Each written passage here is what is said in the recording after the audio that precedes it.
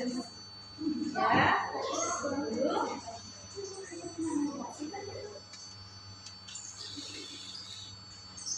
Fadila Rahim. Muhammad Azam Syafi'i. Rafa Ditya Putra. Melati Anggraini. Zara Salsabila. Dionita Putri Yulindasari. Putri Regina Amanda. Nova Armuan Niklias. Kemudian Siti Ruhayati. Ya, alhamdulillah semuanya hadir ya. Alhamdulillah kita masih diberi kesehatan, hari ini bisa belajar bersama-sama ya. Nah, sebelum pembelajaran dimulai, mari kita awali dengan berdoa dulu. Oke, Pak Uci bisa dipimpin untuk membaca doa awal belajar. Sebelum memulai pembelajaran pada hari ini, marilah kita berdoa mulai. Bismillahirrahmanirrahim. Rabbi zidni ilma warzuqni fahma. Amin ya rabbal alamin. Oke, selanjutnya tolong kalian berdiri sejenak untuk menyanyikan lagu Indonesia Raya.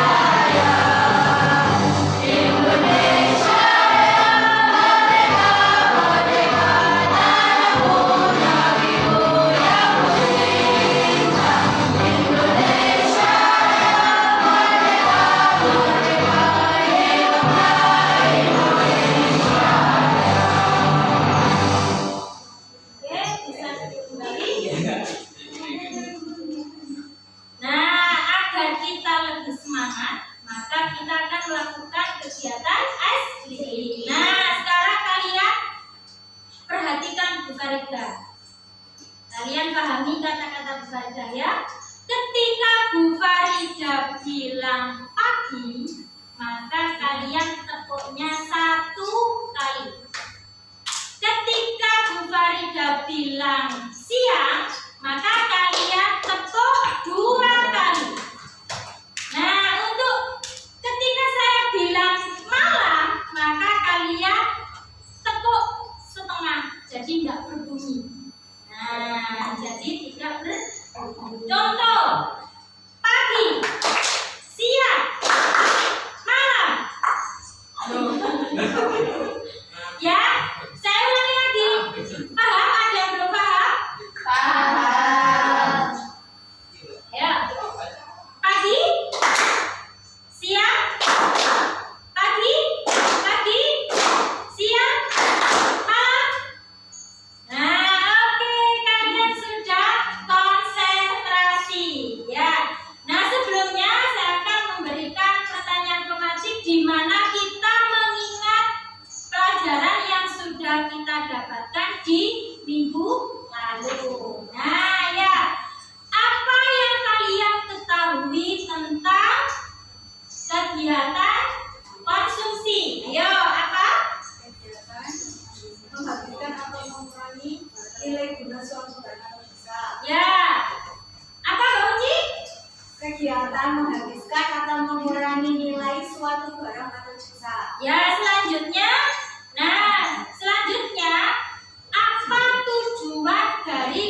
kegiatan konsumsi. Yo.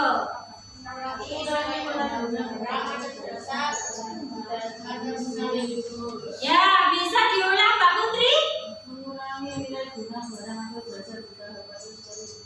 Ya, jadi mengurangi nilai barang atau jasa secara bertahap maupun sekaligus. Nah, dan yang kedua apa?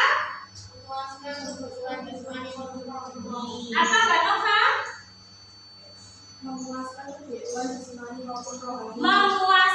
kebutuhan jasmani maupun rohani. Oke, selanjutnya saya akan menjelaskan mengenai tujuan pembelajaran.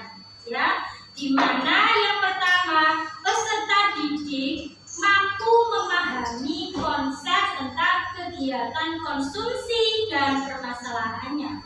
Dan yang kedua, peserta didik mampu menganalisis tentang kegiatan konsumsi dan permasalahannya. Dan yang ketiga, peserta didik mampu memecahkan masalah yang berkaitan dengan kegiatan konsumsi dan yang berdasarkan lingkungan sekitar, ya, beserta permasalahannya yang ada di kegiatan konsumsi. Oke, selanjutnya saya akan menayangkan video pembelajaran.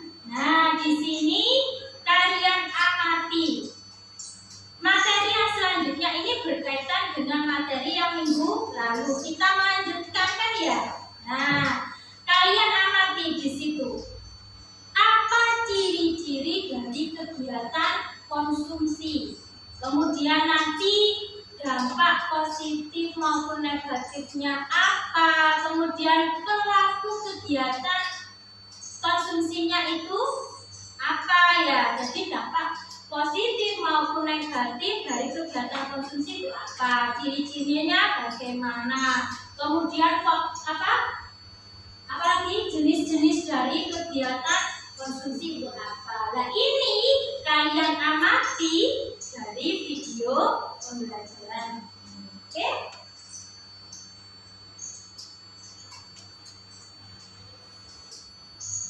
Assalamualaikum warahmatullahi wabarakatuh. Saya Fatimah Syariah dari SMA UPN 3 Semarang. Kali ini saya akan menjelaskan materi tentang kegiatan konsumsi. Tujuan pembelajaran yang pertama yaitu peserta didik mampu memahami konsep tentang kegiatan konsumsi dan permasalahannya. Yang kedua, peserta didik mampu menganalisis kegiatan konsumsi serta berbagai permasalahannya. Dan yang ketiga, siswa mampu memecahkan masalah yang berkaitan dengan kegiatan konsumsi. Ini adalah beberapa tujuan pembelajaran. Yang pertama, aspek kognitif. Melalui diskusi kelompok, peserta didik mampu memahami konsep tentang kegiatan konsumsi dan permasalahannya, serta mampu menganalisis kegiatan konsumsi dan permasalahannya. Yang kedua, aspek keterampilan. Melalui diskusi kelompok, siswa mampu memecahkan masalah yang berkaitan dengan kegiatan konsumsi. Tujuan pembelajaran di dokumen kedua ini yang pertama yaitu memahami ciri-ciri kegiatan konsumsi, kedua memahami ciri-ciri konsumsi, ketiga memahami dampak perilaku konsumsi, keempat memahami pelaku kegiatan konsumsi, kelima memahami analisis permasalahan dalam kegiatan konsumsi, dan yang keenam yaitu memecahkan masalah yang berkaitan dengan kegiatan konsumsi. Mencari kegiatan konsumsi. Tidak semua orang bisa mengenali jenis kegiatan konsumsi yang dilakukan tanpa mengetahui ciri-ciri jenis kegiatan tersebut. Salah satunya adalah saat melakukan kegiatan yaitu banyak orang tidak mengetahuinya. Berikut adalah beberapa ciri-ciri dari kegiatan konsumsi. Yang pertama, dilakukan secara langsung. Ciri-ciri kegiatan konsumsi yang pertama adalah kegiatan tersebut dapat dilakukan secara langsung. dengan tujuan agar bisa memenuhi semua kebutuhan yang dibutuhkan oleh masyarakat. Selain kebutuhan, kegiatan konsumtif juga dilakukan untuk memenuhi kepuasan masyarakat. Akan tetapi, pada dasarnya manusia tidak akan pernah merasa namanya sebuah kepuasan, di mana kepuasan ini tidak memiliki batas sesuai yang diharapkan, karena manusia atau masyarakat selalu ingin mencoba hal yang baru. Misalnya, jika masyarakat sudah memiliki sebuah motor, namun ingin juga memiliki sebuah mobil, akibatnya pada saat memiliki mobil sudah tidak menggunakan motor lagi. Yang kedua, dalam kegiatan konsumsi didapat dari kebutuhan atau pengaruh. Untuk mengatur dalam konsumsi terlebih dahulu harus melakukan sebuah pengabaran seperti pemilihan barang tersebut di toko. Untuk mendapatkan tas, baju, celana, ataupun hal lainnya bisa didapatkan dengan memiliki sebuah toko yang ada di sekitar kita. Selain itu, juga barang konsumsi ini bisa didapatkan dari barang-barang sekitar. Kemudian yang ketiga yaitu bentuk dan jasa yang digunakan selalu berulang. Dalam proses dari kegiatan konsumsi ini jika digunakan mulai memiliki akan selalu berulang atau habis. Contoh, buku karena buku tersebut selalu digunakan untuk menulis tugas sekolah. Yang keempat yaitu memiliki nilai yang bermanfaat. Masalah barang atau produk dari kegiatan konsumsi ini memiliki nilai yang sangat bermanfaat dalam memenuhi kebutuhan masyarakat. Tujuan dari penggunaan barang atau produk ini bisa menyebabkan nilai barang tersebut berkurang karena sering dimanfaatkan. Namun barang dari kegiatan konsumsi ini dapat dibagi menjadi dua jenis. Yang pertama yaitu barang yang nilainya akan habis untuk satu kali pemakaian, dan yang kedua yaitu jenis barang yang nilainya habis secara perlahan. Dengan kata lain bahwa penggunaan dari barang ini digunakan secara berulang seperti pakaian dan buku. Jenis barang yang dikonsumsi. Barang yang dikonsumsi antara orang satu dengan barang yang lain itu berbeda. Kemudian juga barang-barang konsumsi keluarga dan instansi tersebut juga berbeda. Yang pertama yaitu barang konsumsi tingkat siswa atau keluarga. Seorang siswa SMA kelas 10 akan menemukan berbagai jenis barang dan jasa yang dapat digunakan untuk mendukung kesehatan dan kelancaran sekolahnya. Kebutuhan seorang siswa misalnya pakaian seragam, sepatu sekolah, makanan pokok, pakaian sehari-hari, buku-buku pelajaran, uang sekolah, dan ongkos saat utang. Selain barang konsumsi tersebut, orang tua siswa juga mengkonsumsi berbagai jenis barang untuk kebutuhan keluarganya. Barang-barang kebutuhan tersebut misalnya makanan, lauk pauk, pakaian, peralatan rumah tangga, kendaraan, televisi, radio, dan lain-lain. Yang kedua yaitu barang-barang konsumsi tingkat perusahaan. Selain konsumsi di dalam rumah tangga, perusahaan juga melakukan kegiatan konsumsi. Konsumsi pada perusahaan sangat beraneka ragam dan bervariasi. Hal tersebut tergantung pada jenis dan besarnya perusahaan yang bersangkutan. Perusahaan bisa dibedakan menjadi perusahaan swasta pada umumnya, perusahaan negara, perusahaan daerah, atau perusahaan asing, bahkan perusahaan multinasional. Konsumsi yang dilakukan perusahaan-perusahaan itu berbeda antara satu dengan yang lainnya. Kegiatan konsumsi yang dilakukan oleh perusahaan-perusahaan daerah berbeda satu dengan yang lainnya. Perusahaan daerah aluminium misalnya mengkonsumsi air untuk diolah, pipa untuk jaringan pelanggan, pabrik untuk membersihkan air, alat penyaringan air, dan lain-lain. Perusahaan transportasi angkutan mengonsumsi bus-bus besar untuk angkutan dan sebagainya. Contoh perilaku konsumsi. Dengan adanya konsumsi mengakibatkan orang berusaha menghasilkan barang atau jasa yang dibutuhkan. Dengan kata lain, konsumsi telah mengakibatkan perubahan terhadap sejumlah barang atau jasa. Selain menimbulkan permintaan, konsumsi memberikan dampak bagi seseorang baik positif maupun negatif. Berikut ini merupakan dampak yang ditimbulkan dari adanya konsumsi, yaitu dampak positif. Dampak positif dari beberapa konsumsi ini yaitu sebagai berikut. 1. Konsumsi memberikan kejelasan kepada seseorang dalam memenuhi kebutuhannya. Konsumsi membuat kebutuhan seseorang akan terpuaskan, baik yang bersifat jasmani maupun rohani. Yang kedua, konsumsi yang dilakukan seseorang atau masyarakat suatu negara akan menggunakan organ perekonomian negara tersebut. Semakin besar konsumsi masyarakat suatu negara akan membuat produksi manufaktur berakibat bakal berkembangnya perekonomian negara tersebut. Yang ketiga, konsumsi memberikan keuntungan bagi para produsen. Semakin tinggi konsumsi masyarakat suatu negara, maka semakin bermotivasi para produsen untuk memproduksi barang dan jasa sehingga keuntungan produsen menjadi meningkat. Kemudian dampak negatif. Dampak negatif dari kegiatan konsumsi ini yaitu konsumsi yang berlebihan dapat mengakibatkan pola hidup boros pada seseorang. Artinya, orang tidak lagi memperhatikan skala prioritas kebutuhan yang harus dipenuhi, namun semata-mata hanya menentukan kepuasan. Pada akhirnya, orang tidak lagi melihat konsumsi sebagai kebutuhan, tetapi sebagai panen.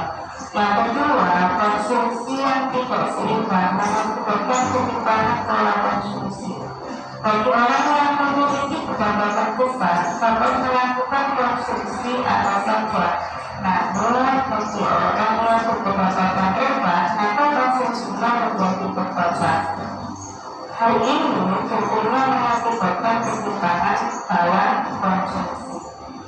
Yang ketiga, dalam konteks yang lebih luas, konsumsi dapat menimbulkan terjadinya resesi ekonomi. Konsumsi yang tinggi akan mendorong harga barang-barang atau kebutuhan pokok naik. Maka naiknya harga barang secara umum dan tidak diikuti oleh seluruh masyarakat, maka akan menimbulkan inflasi.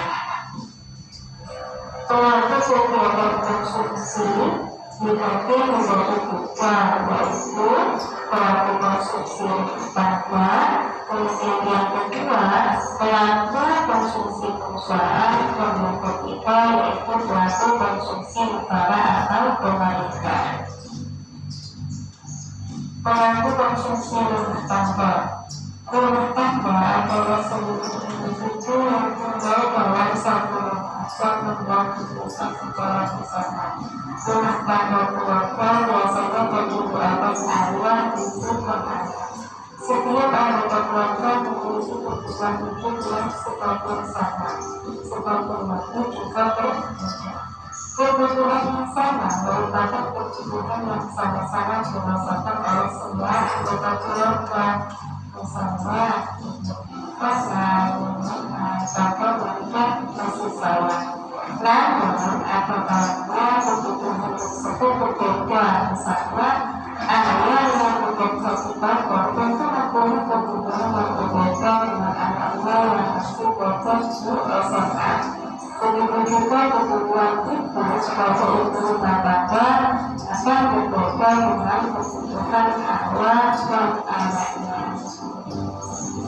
Pelaku konsumsi perusahaan.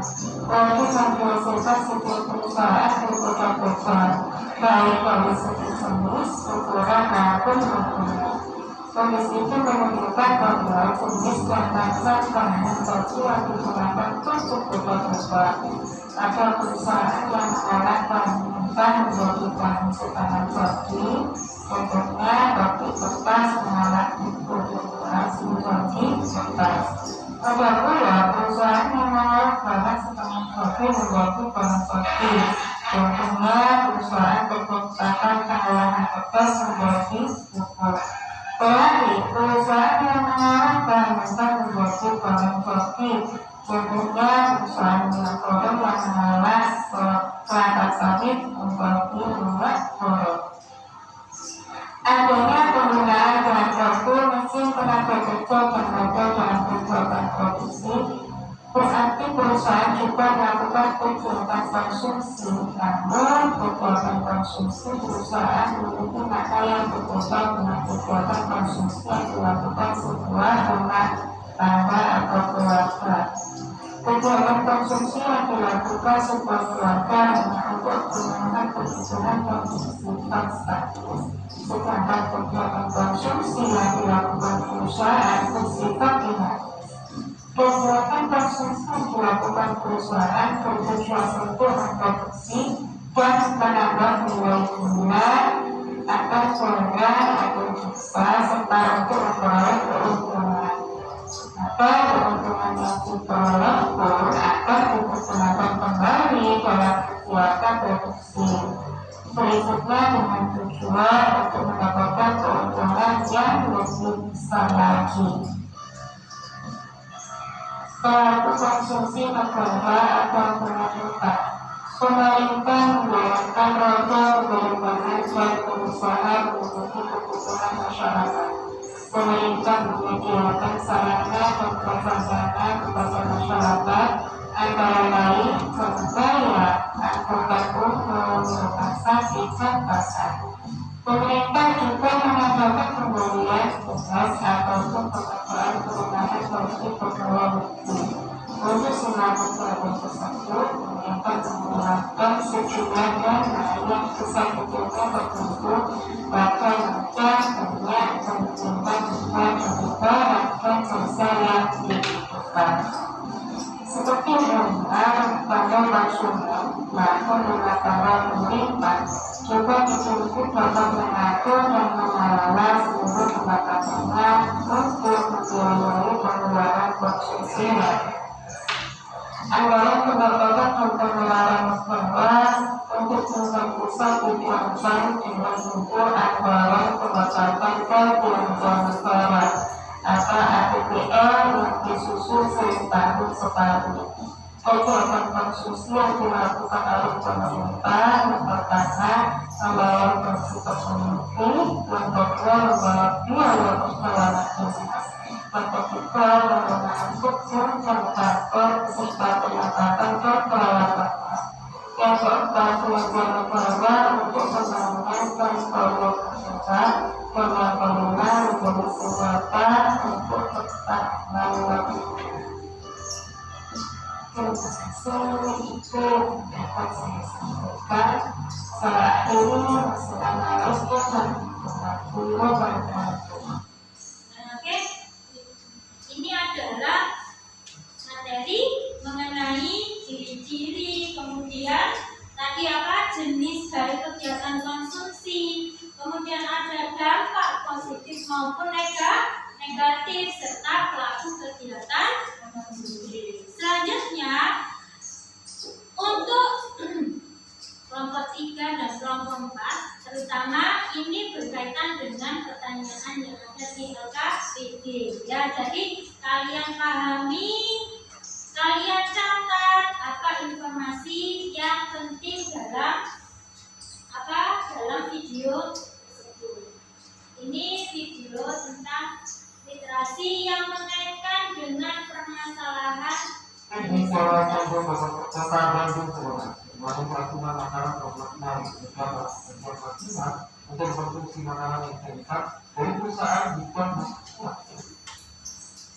sekarang pekerja pabrik garam di kawasan Kabupaten Bandung yang diperanakan di luar perusahaan darurat rumah sakit Timbak Kota Bandung. Agar karyawan pabrik ini mengalami keracunan, Setelah sebelumnya mengkonsumsi makanan yang diberikan perusahaan tujuan makan siang, makanan yang diberikan berupa nasi, telur, serta sayur toge. Usai mengkonsumsi makanan para pekerja yang inklusif, hingga dari 43 orang karyawan ada keunggulan diperlukan. Nah, ini apa pekerja yang keracunan ya, keracunan ketika setelah makan siang.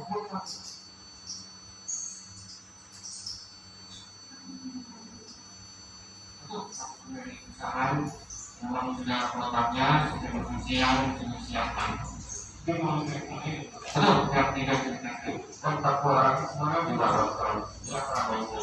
Sementara tadi sebagian belum pasaran mungkin bisa dilakukan karena mereka langsung membangun diskusi pakai begitu.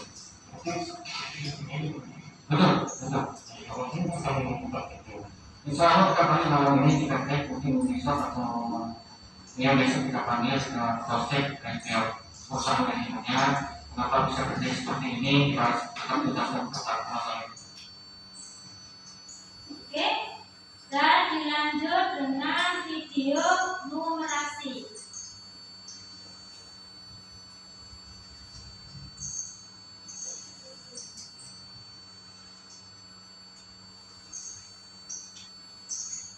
Pasokan terbatas, harga beras telah mulai mahal pasaran. Banyaknya omset usaha kuliner termasuk kuartal 10.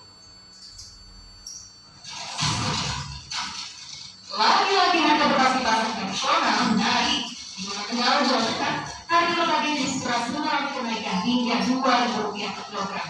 Kenaikan harga beras dipicu seperti pasar kritis akibat berkurangnya pasokan. Mahalnya harga beras mau tidak mau dirasakan langsung pelaku usaha kuliner. Penjualan yang dilakukan harus merogoh kocek lebih dalam untuk membeli beras. Jika biasanya membeli beras 50 kg dalam sekarung seharga Rp500.000, saat ini naik Rp560.000 hingga Rp700.000 per karung. Dampaknya omset produk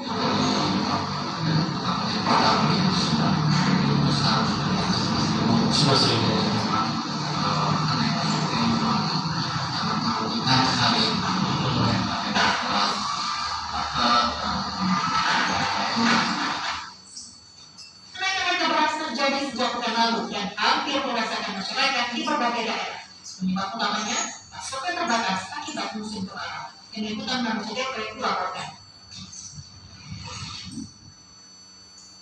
Oke. Selanjutnya, seperti minggu lalu kita akan membentuk kelompok. Ya, kan minggu kemarin sudah dibentuk ya kelompoknya ya. Jadi sekarang kalian berkumpul ke kelompoknya masing-masing. Masih ingat? Masih. Ya, ayo. Sekarang berkumpul di kelompoknya masing-masing. 1, 2, 3, dan 4. Empatnya sini ya. Ini ajarin. Enak saja gitu.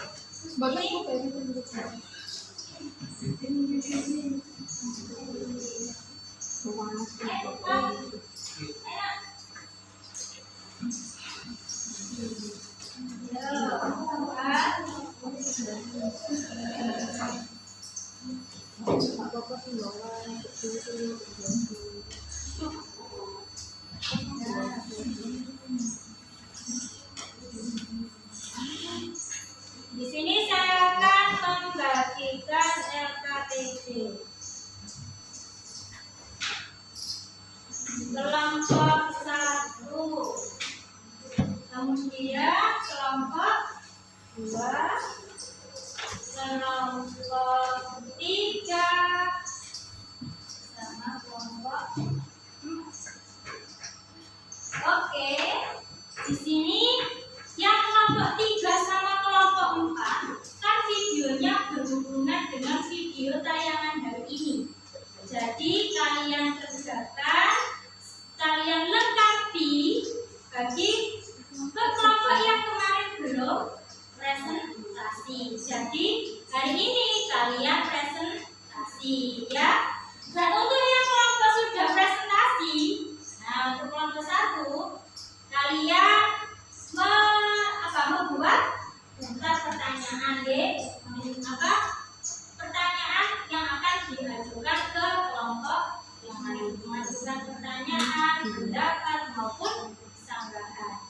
Paham? Belum. Ya. Sekarang kalian kerjakan. Ayo, kerjakan dulu. Diskusi.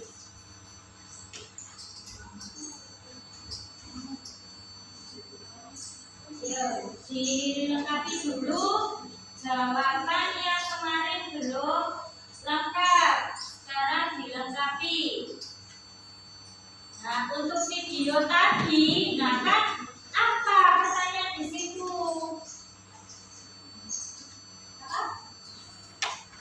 Nah, dilengkapi. Untuk kelompok 1, kira-kira pertanyaannya apa yang bisa menanggapi dari kelompok yang lain?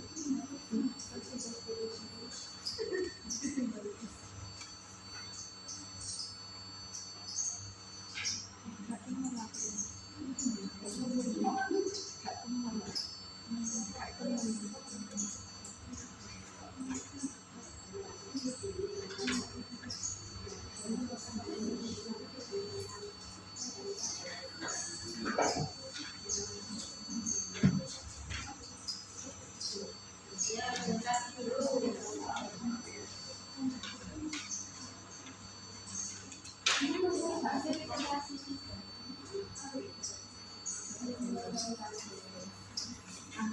Ya, dilengkapi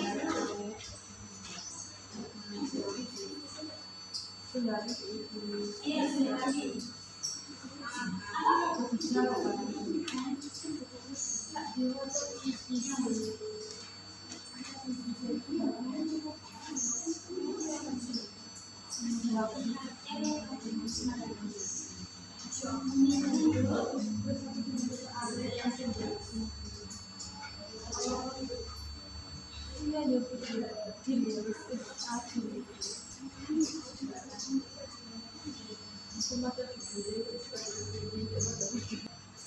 Bagaimana?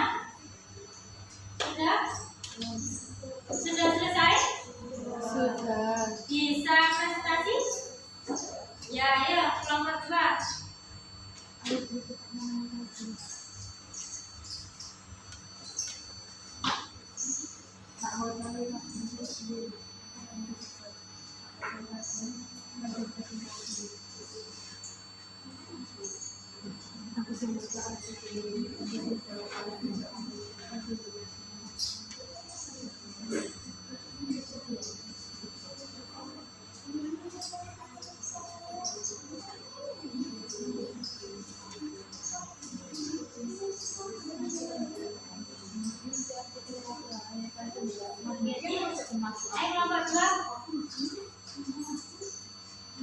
Assalamualaikum warahmatullahi wabarakatuh.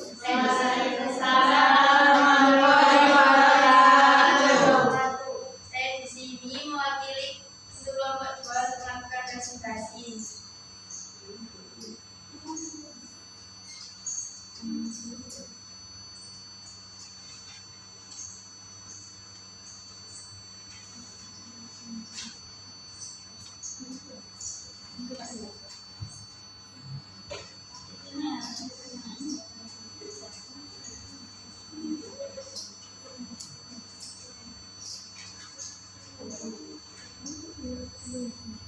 Ayo yang lain diperhatikan. Saya akan menyampaikan artikel bahan bakar yang PT Pertamina Persero mencatat penyaluran bahan bakar minyak jenis bensin pertalite tahun 90 hingga Maret 2023 telah mencapai 7,230,011 kiloliter. Artinya kuota yang tersisa hingga saat ini yaitu sebesar 24,709,989 kiloliter dari kuota yang ditetapkan sebesar 32 juta kiloliter. Hal tersebut diungkapkan oleh Corporate Secretary Pertamina Pertamina Tirto Ginting per Maret 2023. Pertalite sudah disalurkan sebanyak 7,230,011 kiloliter. Ujar dia kepada CNBC Indonesia Jumat 14 April 2023. Sementara untuk BBM jenis solar hingga Maret penyalurannya telah mencapai 4,243,209 kiloliter dengan Dengan demikian kuota yang tersisa hingga saat ini yakni sebesar 11,756,791 juta kiloliter dari kuota yang ditetapkan pada tahun ini sebesar 16 juta kiloliter. Siap-siap habis lebaran mobil ini harus daftar isi pertalite lebih lanjut. Irto memprediksi penjualan BBM jenis gasolin atau bensin bakar melonjak hingga 10% pada puncak arus mudik lebaran atau hari raya Idul Fitri 2023. Sedangkan gasoil atau diesel justru malah menurun sekitar 8% dibandingkan dengan konsumsi normal di bulan Maret 2023. Khusus pertalite diproyeksikan naik sekitar lebih 10% dan solar turun sekitar kurang dari 8%, kata itu. Sebelumnya, Direktur Pemasaran Regional PT Pertamina Patraniaga, Mas Eka Legowo Putra mengatakan kebutuhan pertalite pada hari raya Lebaran 2023 bakal melonjak 6-10% dibandingkan kondisi normal. Kalau pertalite perkiraan kami akan naik 6-10% dari kondisi normal, ujar dia dalam acara Energy Corner CNBC Indonesia, Senin 10 April 2023. Namun, penjualan untuk solar subsidi justru diprediksi bakal mengalami penurunan. Hal tersebut terjadi lantaran pada hari raya Idul Fitri, pemerintah biasanya akan melarang kendaraan jenis tertentu. Hadapi 70% pemudik jalur darat, stok BBM Pertamina naik 13,5%. Kedua, industri banyak yang tutup, jadi kebutuhan solar untuk industri bersifat berkurang, kata dia. Meski begitu, ia memastikan ke siapapun pemasok dan distribusi bahan bakar minyak serta LPG selama arus mudik lebaran 2023. Bahkan perusahaan pelat merah ini bakal menyiapkan beberapa stasiun pengisian bahan bakar umum Pertamina yang standby selama 24 jam penuh.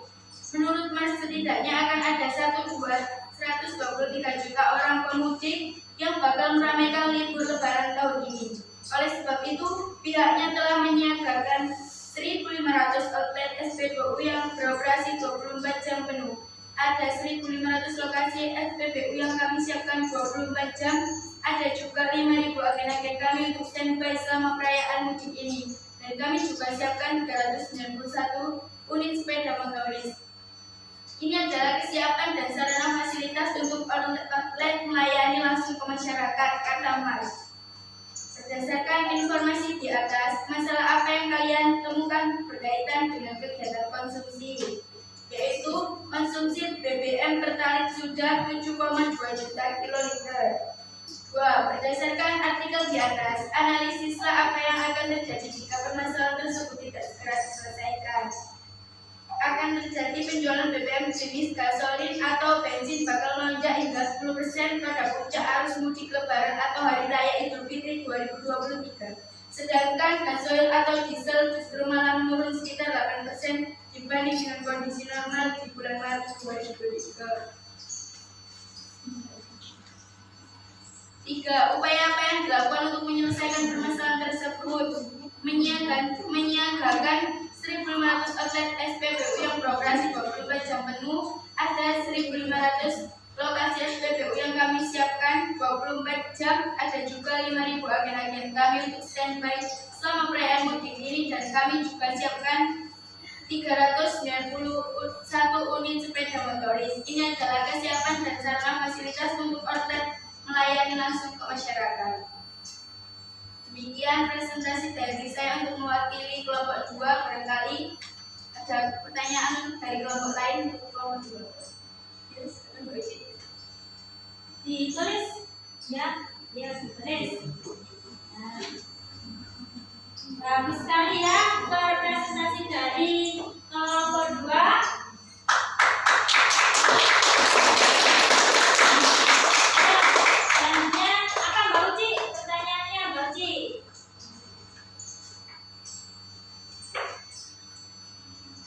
Ditulis guys. Apa?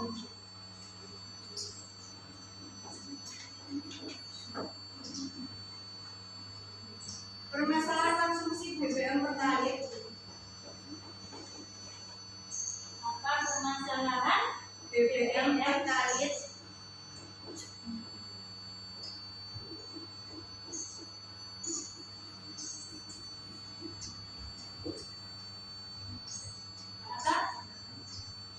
Bilala, bagaimana?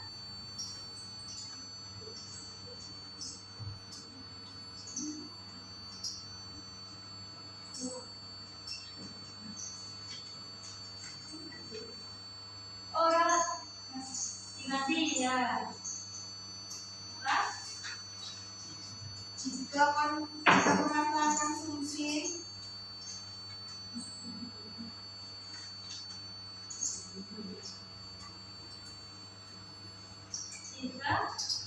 permasalahan fungsi BBM Mutakhir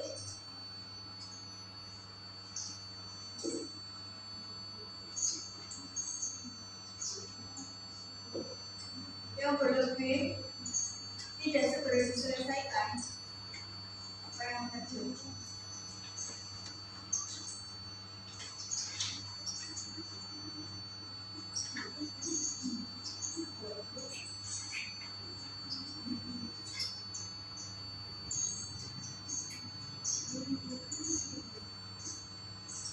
Didiskusikan dulu pertanyaannya ya.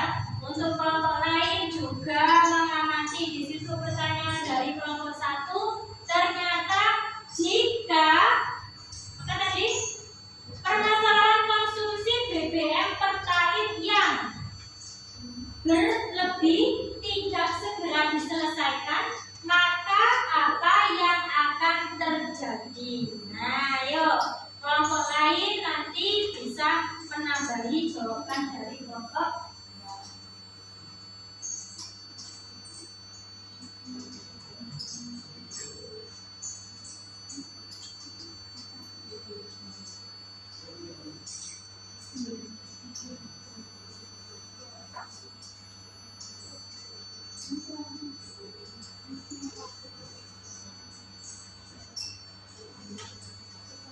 Saya akan menjawab untuk pertanyaan Mbak Uci. Jika permasalahan konsumsi BBM pertalite yang berlebih tidak diselesaikan, maka apa yang terjadi? Maka akan terjadinya pencemaran lingkungan karena produksi dan konsumsi BBM yang dapat berdampak negatif terhadap lingkungan seperti pencemaran udara dan pencemaran air. Ya, jadi permasalahannya jika permasalahan dari konsumsi BBM ini tidak segera terselesaikan, maka terjadi pencemaran lingkungan. Yang lain bisa menambahi? Angkat tangan dulu. Ya, ayo. Jika terjadi suatu masalah dalam kegiatan konsumsi BBM pertalite yang melebihi batas, maka upaya apa yang dilakukan untuk menyelesaikan permasalahan tersebut? Oh, ini pertanyaan. Oh, bukan. Oh, iya. Mungkin bisa nambahi dulu. Menambahi dulu apa jawaban dari kelompok 2 tadi ya. Yo.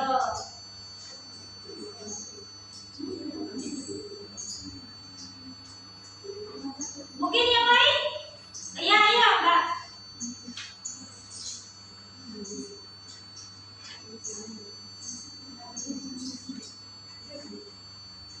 Ketahanan energi nasional akan terganggu. Ketahanan energi nasional akan terganggu ya.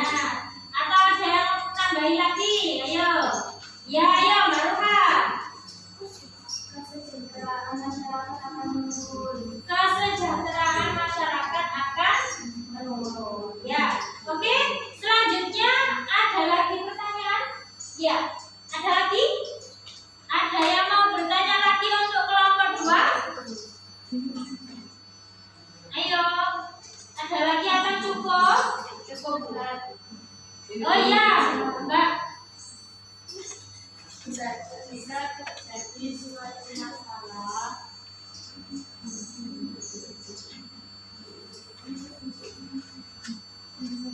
Ya, terus?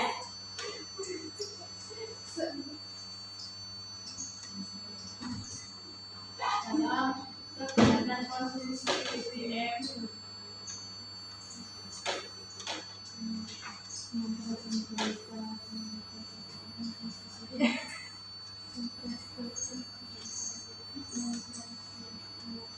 Ayo yang lain diperhatikan ya, datanya dari kelompok.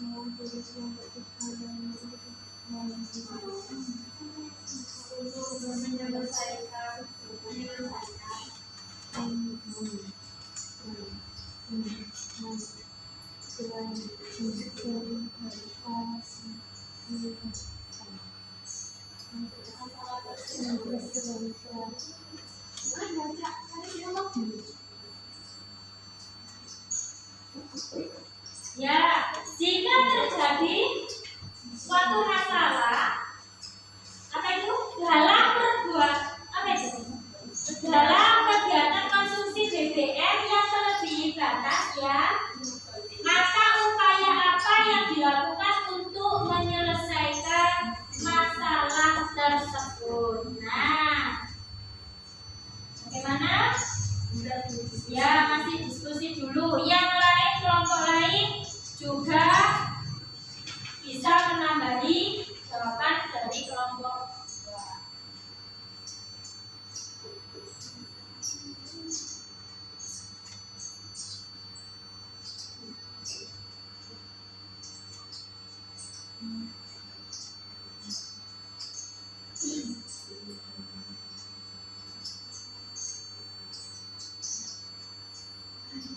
Bagaimana? Ya, bisa dijawab. Pertanyaan dari Mbak Zaza, jika terjadi suatu masalah dalam perbuatan konsumsi BBM yang lebih batas, maka upaya apa yang dilakukan untuk menyelesaikan masalah tersebut? Yaitu meningkatkan kesadaran masyarakat. Pemerintah perlu meningkatkan kesadaran masyarakat dengan melakukannya penyuluhan dan edukasi kepada masyarakat agar menggunakan BBM secara teratur dan tepat sasaran. Nah, jadi ada penyuluhan ya kepada masyarakat agar penggunaan BBM ini bisa dilaksanakan dengan teratur. Ada yang lain bisa menambahi? Ayo, ada dari kelompok yang lain menambahi? Tunggu Dila. Ya, ya Mbak Dila. Meninjau kembali kebijakan subsidi BBM. Meninjau kembali kebijakan subsidi BBM. Jadi meninjau kembali tentang kebijakan subsidi BBM. Yang lain? Ya, ayo Bang Tio. Meningkatkan penggunaan transportasi umum. Jadi di situ meminimalisir ya untuk mengkonsumsi BBM. Ya, karena apa? Di angkutan umum itu kan sekali jalan. Ada beberapa orang, tapi kalau kendaraan pribadi, berarti kan per orang itu mengkonsumsi BBM sendiri. Ya, oke? Bisa? Sudah tidak ada yang bertanya ya? Ada? Ya, cukup. Cukup sekian dari kelompok 2. Kurang lebihnya kami mohon maaf karena masih belum bisa melakukan terbaik. Assalamualaikum warahmatullahi wabarakatuh.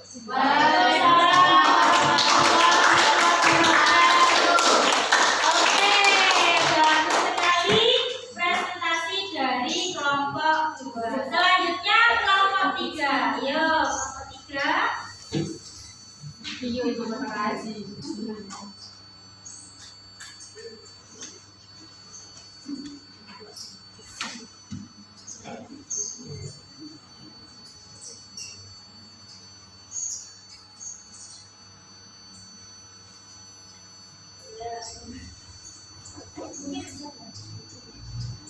Ya, ya. Dimulai kelompok 3. Assalamualaikum warahmatullahi wabarakatuh. Waalaikumsalam warahmatullahi wabarakatuh. Saya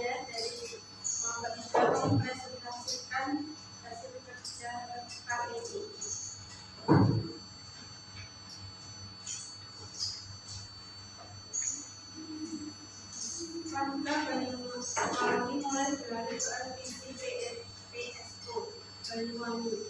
Kompas Manajer PT Pertamina Putra Niaga Banyuwangi Jawa Timur ini Nugrahanto mengungkapkan penggunaan gas LPG non subsidi atau public service obligation PSO di Banyuwangi naik menjadi 12 ton per hari, padahal biasanya pasokan LPG yang keras sekitar 7 ton per hari, baik dalam kemasan 5,5 kg, 12 kg maupun 50 kg. Memang kombinasi tabungnya, jadi untuk meningkatkan data satuan tabung harus kami cross check dulu. Kata sales brand manajer PT Pertamina Niaga Banyuwangi Denny Nugrahanto kepada Kompas.com Rabu 9 November 2023. Menurut Denny, saat ini tren konsumsi LPG masyarakat Banyuwangi bergeser ke non subsidi. Hal itu seiring keluhan sulitnya masyarakat.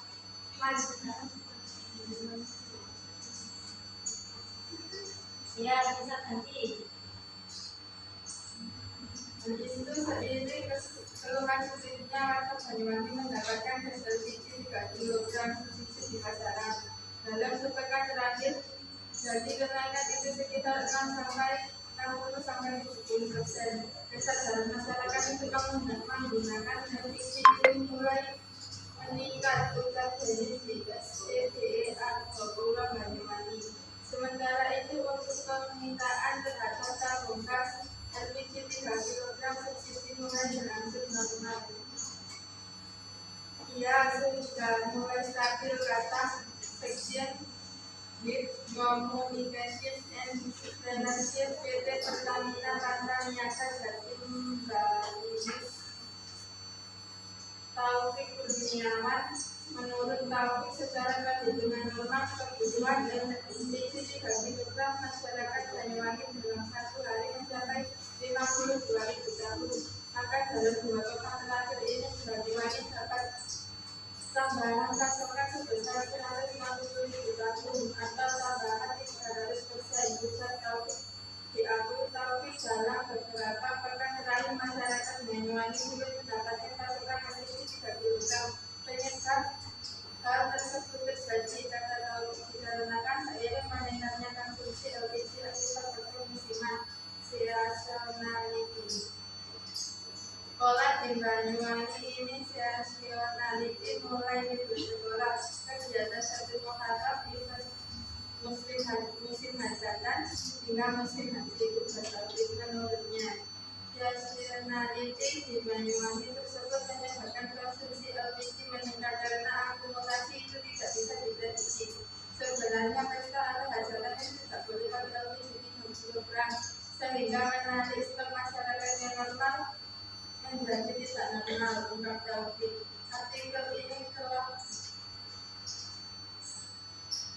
berdasarkan informasi di atas. Masalah apa yang kalian temukan berkaitan dengan kegiatan konsumsi LPG non subsidi di Banyuwangi naik 70%.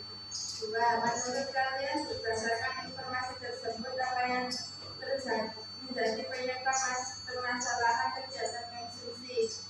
Keluhan sulitnya warga Banyuwangi mendapatkan gas LPG 3 kg subsidi di pasaran. Hal ini dikarenakan seiring meningkatnya konsumsi LPG akibat faktor musiman. Jika berdasarkan artikel di atas, apa yang saja dapat mengiakan konsumsi LPG? Mulai libur sekolah, kegiatan 1 Muharram, event musim hajatan hingga musim haji.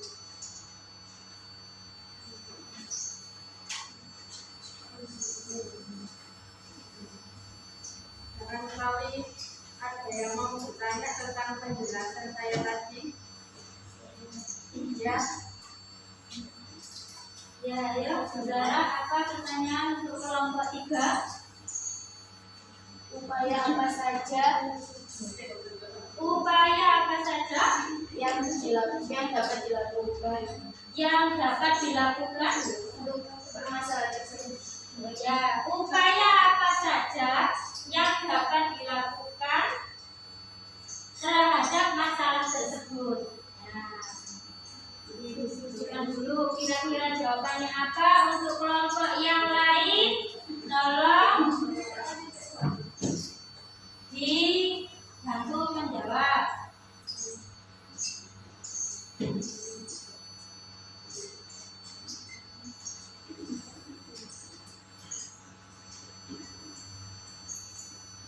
Ya.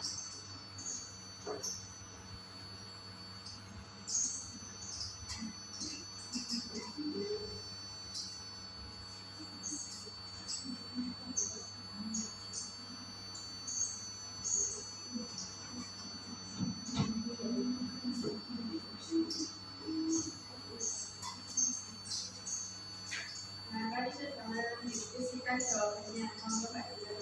Ya, bisa dijawab. Meningkatkan penggunaan kompor induksi. Pemerintah perlu mendorong penggunaan kompor induksi sebagai alternatif kompor gas. Hal ini dapat mengurangi konsumsi gas LPG secara signifikan. Ya, jadi menggunakan apa?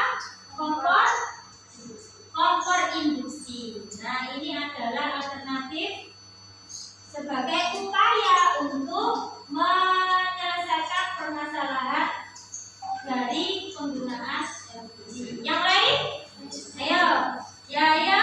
Kalau menurut saya untuk meningkatkan kesadaran masyarakat, karena meningkatkan kesadaran masyarakat tentang pentingnya menggunakan gas LPG sesuai subsidi secara bijak.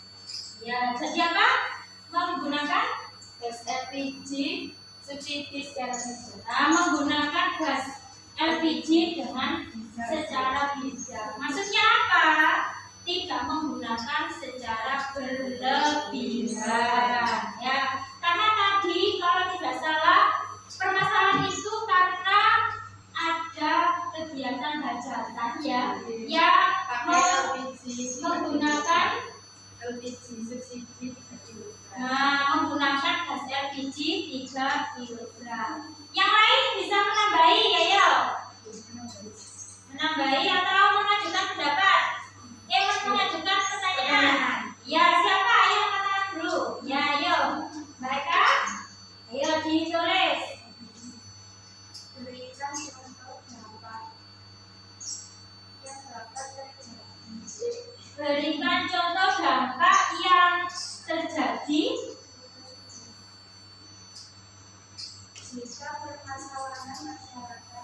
jika permasalahan masyarakat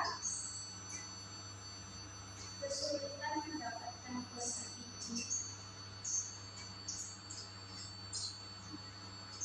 Yang lain juga menyimak pertanyaan ya dari kelompok 1.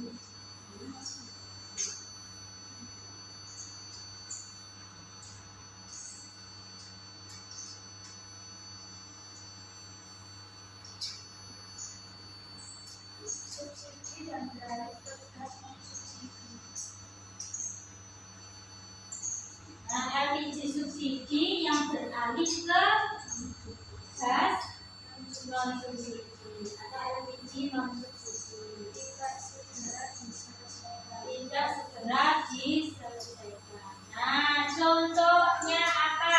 Diskusikan dulu. Ayo. Kira-kira apa? Atau contoh dampaknya itu akan terjadi. Yang akan terjadi ketika apa tadi? Permasalahan apa tadi? Contoh dampak yang terjadi jika permasalahan masyarakat mendapatkan gas LPG subsidi yang beralih ke gas non-subsidi jika tidak segera diselesaikan. Nah, iya. Jika tidak segera diselesaikan, maka dampak apa yang akan terjadi? Nah, yuk. Mungkin nanti kelompok 2 dan kelompok 3, kelompok 4 bisa menambahi.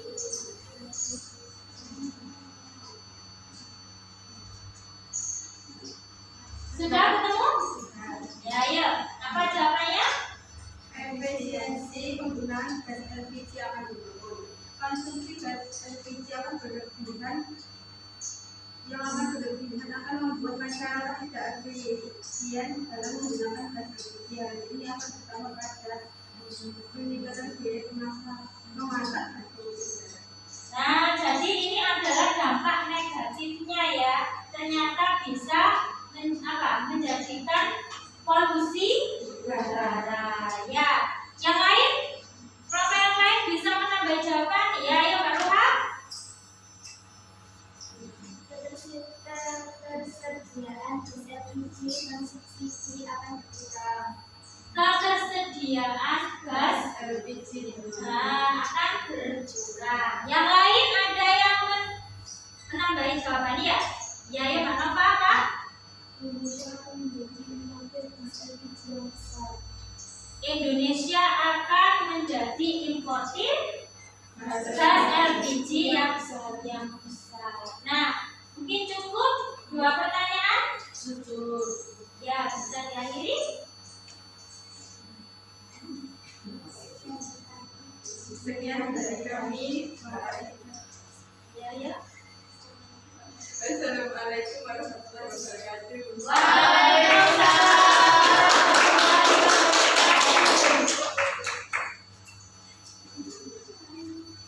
Ya, selanjutnya kelompok 4. Yuk.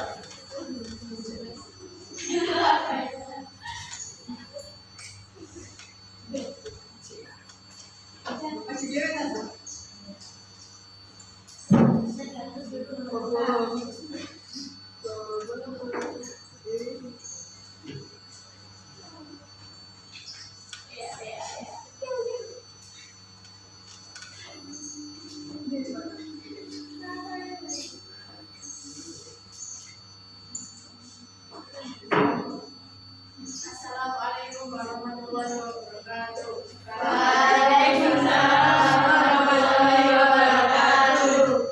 Di sini saya mewakili dari kelompok 4 akan mempresentasikan penggunaan warga Jakarta harus menyediakan uang untuk membeli air bersih.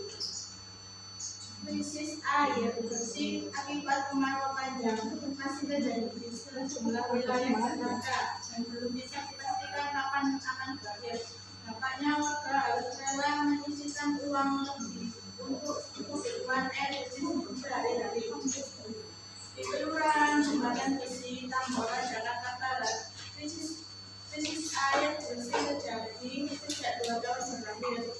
Ada 4 RT yang terdapat, yakni RT 1, RT 13, RT 14, dan RT 15. Menurut salah satu warga, air yang disuplai Perumda Air Minum Jaya atau PAN Jaya sejak 2 tahun lalu tidak selalu mengalir dengan lancar. Krisis air tersebut terjadi karena jebolnya pipa yang mengalirkan air.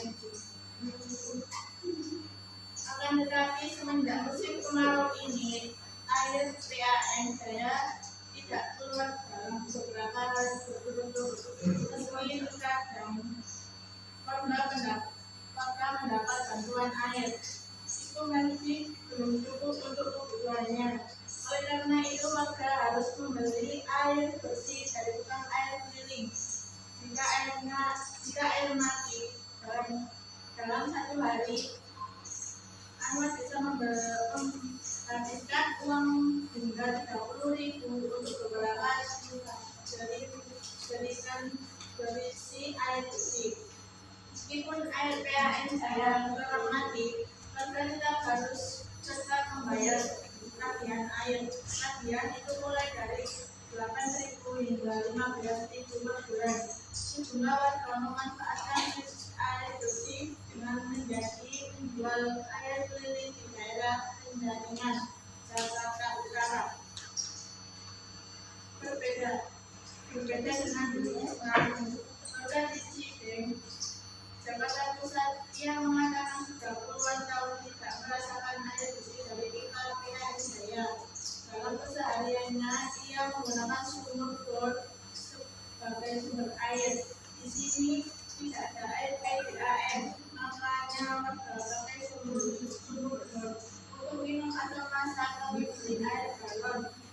mengeluarkan untuk air galon lebih banyak, makanya berdasarkan data PLN Jaya sejauh ini cakupan layanan PLN Jaya baru mencapai 65% atau 908.324 pelanggan dengan kapasitas produksi 20.925 liter per detik. Adapun PLN Jaya menargetkan 100% cakupan pada 2030. Untuk mencapai target itu, PLN Jaya akan memasang 1,1 juta pipa baru yang dimulai dengan penambahan 1.500 km pipa pada 2024. Proyek ini membutuhkan dana sekitar 23,8 triliun untuk memenuhi cakupan 100%. Selain itu, PLN Jaya juga mengebut pembangunan reservoir komunal di beberapa wilayah yang belum memiliki jaringan air perpipaan. PLN Jaya menargetkan dapat membuat 14 reservoir komunal pada 2023. Hingga saat ini ada 6 reservoir komunal yang telah dibangun dan diresmikan oleh PLN Jaya. Warga Perumahan Pondok Pematang, Babelan, Bekasi, Jawa Barat memadati kantor teknik Babelan untuk mengisi air. Kekurangan ketersediaan air bersih di perkotaan menurut Badan Nasional Penanggulangan Bencana atau BNPB masuk kategori bencana. Krisis air termasuk bencana yang dipicu oleh alam dan diperparah oleh ulah manusia. Adapun sejak 8 September 2023, pelanggan PLN Jaya di wilayah barat dan utara Jakarta mengalami krisis air bersih akibat penurunan kualitas air baku di instalasi pengolahan air atau IPA hutan kota. Salah satu penyebabnya ialah dampak dari kemarau panjang yang melanda Jakarta.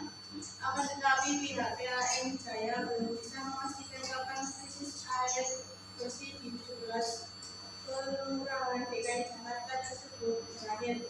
Pihaknya membutuhkan anggaran sebesar 150 miliar untuk mengatasi permasalahan krisis air bersih pada kita bukan kota sebagai salah satu sumber yang menyalurkan air bersih di Jakarta. Hal tersebut dikatakan Direktur Utama Pemuda PLN Jaya Arif Nasruddin. Menurut dia, atau zat pacar terlarut pada waduk bukan kota pernah mencapai level yang tinggi.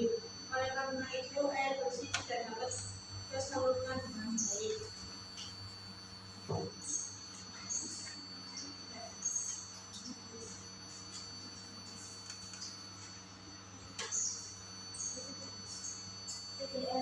Kita bukan pada saat ini katanya desa sangat disayangkan saat pembangunan hutan kota bernama India tidak menggunakan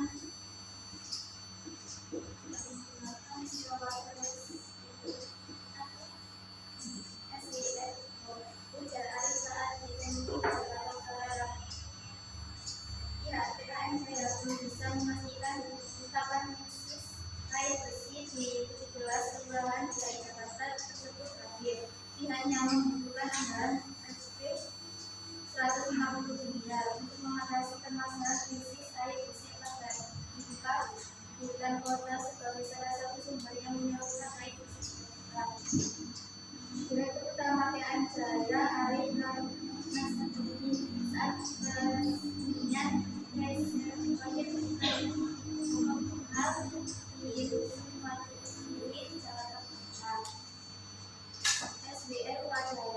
sebuah alat yang digunakan untuk mengolah air laut menjadi air. Metode ini dapat menghilangkan meski dari 98% senyawa logam. Sementara itu, level BPS di Kabupaten pada saat ini pada level 2000. Angka ini harus diturunkan ke level 200 untuk mengelola air bersih. Pihaknya saat ini tengah memperbaiki teknologi di Kabupaten Kota untuk mencapai jumlah tersebut. Arif mengatakan masih perlu didiskusi terlebih dahulu bersama dengan BUMD DKI Jakarta Properti Ibu sebagai pihak pengelola fasilitas tersebut. Kami sedang membahas ini bersama Jakpro untuk sama-sama memperbaikinya agar tidak ada kesalahan, sebab nilai investasinya juga tidak kecil katanya. Adapun krisis air bersih pada 17 kelurahan Jakarta ini meliputi daerah Penjaringan, Suwit, Kapuk, Kalideres, Ramat Buaya, Pendapungan, Cengkareng Barat, dan Cengkareng Timur. Kemudian di Semanan, Duri Kosambi, Wijaya Kusuma, Jemberang Barat, Muara, Lalu Ramat, Pertama Besar. Berbagai upaya yang menekan krisis air bersih di 11 kelurahan tersebut pun sudah dijalankan di HPN Jaya. Di antaranya pemerintahan distribusi air ke wilayah dampak dan mengembangkan sejumlah lainnya air.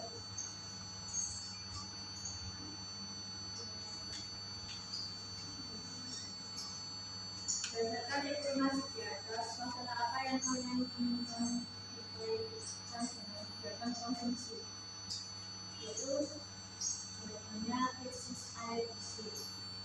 Menurut kalian, berdasarkan informasi tersebut, apa yang menjadi penyebab permasalahan kegiatan konsumsi? Kemarau panjang masih terjadi di sejumlah wilayah Jakarta dan belum bisa dipastikan kapan akan berakhir. Upaya apa yang dilakukan untuk menyelesaikan permasalahan tersebut? PAN Jaya akan memasang 1,1 juta pipa baru yang dimulai dengan penambahan 4.500 km pipa pada 2024. Proyek ini membutuhkan dana sekitar 23,8 triliun untuk memenuhi cakupan 100%.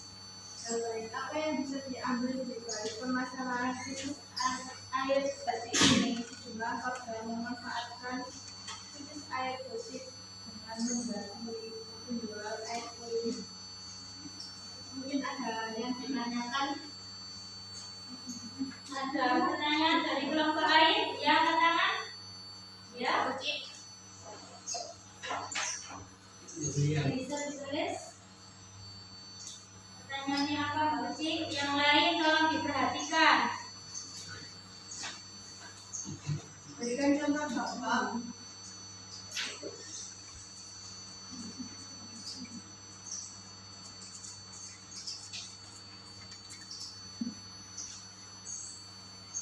Berikan contoh dampak apa Yang terjadi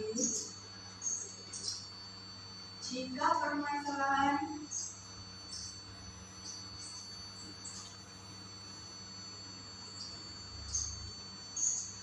yang lain diperhatikan ya. Nanti bisa mengambil jawaban dari kelompok 4. krisis air bersih tidak segera diselesaikan. Krisis air bersih kita tidak segera diselesaikan.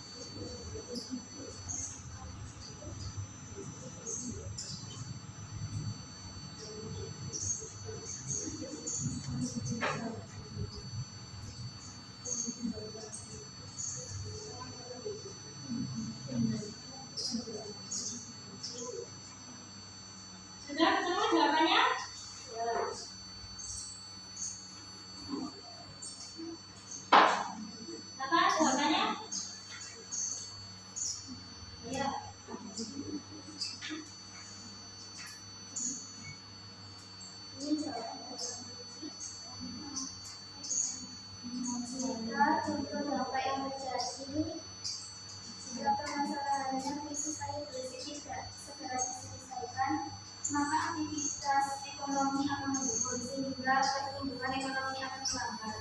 Ya, jadi apa jawabannya? Bisa diulang? Maka aktivitas ekonomi akan menurun sehingga pertumbuhan ekonomi akan melambat. Nah, ya, jadi apa tadi yang menurun? Aktivitas ekonomi menurun. Nah, bagaimana? Atau yang lain? Ayo, ya ayo. Berarti akan semakin parah. apa? Lingkungan akan semakin parah. Kerusakan lingkungan akan semakin parah. Nah, itu tambahan jawaban dari kelompok 3. Yang lain ada tambahan jawaban? Dari kelompok 2 ada? Ya, Pak Mbak Zara? Produksi akan menurun. Produksi pangan akan menurun. Ya, mungkin itu yang bisa disampaikan ya. Waktunya tidak bisa. Ya, Ya, dari kami apabila ada kesalahan yang sebagaimana Wassalamualaikum warahmatullahi wabarakatuh. Waalaikumsalam warahmatullahi wabarakatuh. Dari kelompok 4. Ya. Oke, selanjutnya kita akan menyimpulkan pembelajaran pada hari ini. Ayo, kesimpulannya apa untuk pembelajaran hari ini? Ayo, kesimpulannya apa? Kita hari ini apa? Pengertian dari konsumsi, kemudian dari konsumsi, kemudian faktor konsumsi, ciri-ciri kegiatan konsumsi. Kira-kira ciri-ciri kegiatan konsumsi itu apa, Mbak Eka? Jarak dan jasa yang digunakan selalu berulang, dinilai bermanfaat, dilakukan secara langsung. Nah, ya itu merupakan ciri-ciri dari kegiatan konsumsi. Ya. Kemudian ada lagi apa? Jenis barang yang Jenis barang yang dikonsumsi, dikonsumsi. Kemudian apa lagi, Mbak Gila? Dampak positif dari konsumsi dan ada dampak negatifnya juga. Dan yang terakhir tadi apa? Pelaku konsumsi. Ya, oke, selanjutnya kalian mengerjakan tes individu, tes formatif yang sudah saya bagikan linknya di grup kelas. Ayo sekarang kalian buka grup kelasnya, grup WA. Ayo dikerjakan. Ayo dikerjakan. Ya, ayo dikerjakan.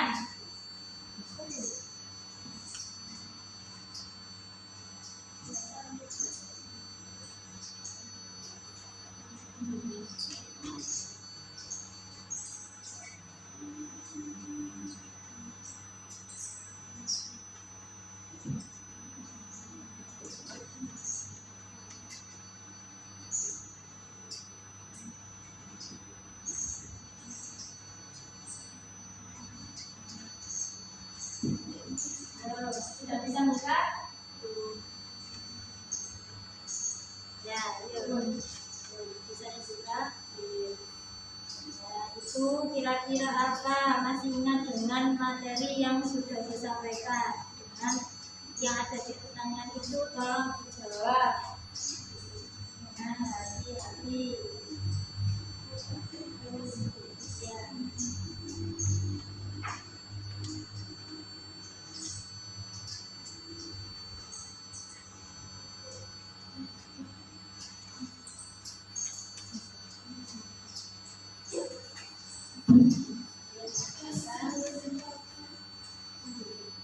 Ayo,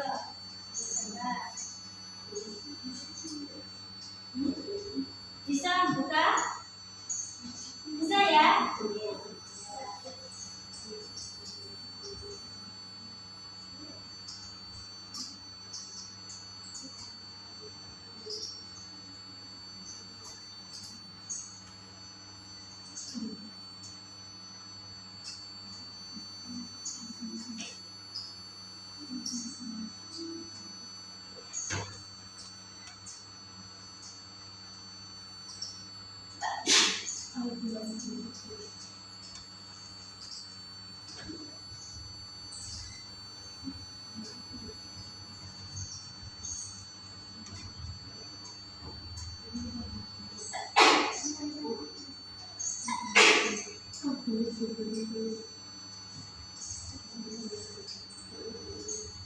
Ya, sudah selesai belum?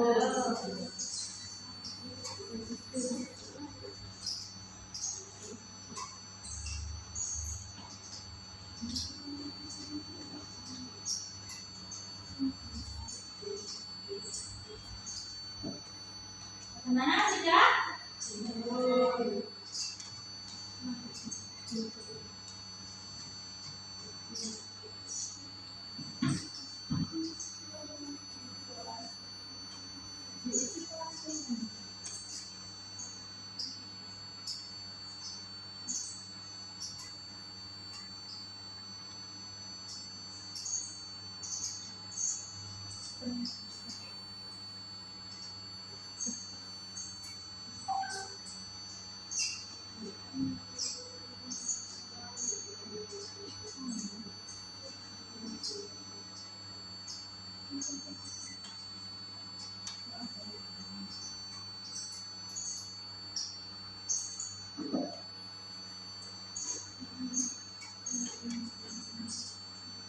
Ya, sudah ya?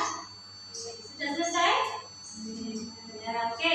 Selanjutnya kita akan merefleksi kegiatan pembelajaran hari ini. Ayo, sudah, HP-nya ditaruh dulu. Kita merefleksikan dulu bagaimana perasaan kalian setelah mempelajari pelajaran hari ini, yaitu kegiatan konsumsi. Bagaimana perasaannya? Ya, karena apa? Kalian mendapatkan manfaat apa dari kegiatan hari ini? Mengerti tentang pengertian konsumsi, kemudian tujuan dari konsumsi, kemudian faktor-faktor konsumsi, kemudian apa lagi? Ciri-ciri dari konsumsi. Terus ada lagi pelaku kegiatan konsumsi. Ya, oke. Selanjutnya kalian harus tetap semangat untuk belajar. Jangan lupa senang, harus menciptakan suasana senang ya. Jangan harus semangat belajar, belajar di sekolah maupun belajar di rumah ya. Oke, selanjutnya untuk pembelajaran di pertemuan berikutnya atau minggu depan, kalian mengerjakan soal sumatif di akhir semester. Karena apa? Kita akan melakukan kegiatan penilaian akhir semester. Ya, oke. Untuk menutup pembelajaran hari ini bisa dipimpin doa oleh Mbak siapa ini ya? Mbak Dila ya, Mbak Dila. Dipimpin doa akhir belajar ya, Mbak Dila.